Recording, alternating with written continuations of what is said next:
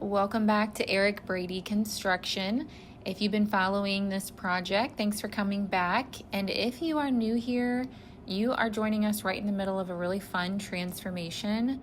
So this project has been coming together piece by piece. Eric Brady Construction crew, they started with a gravel driveway around the property and then moved into demolishing that old 1970 addition. And after that, Eric tore down the deck, and now they're getting into another important phase, which is taking out that remaining concrete, clearing out the wood debris, hauling away rock, as you can see, and generally cleaning up the site.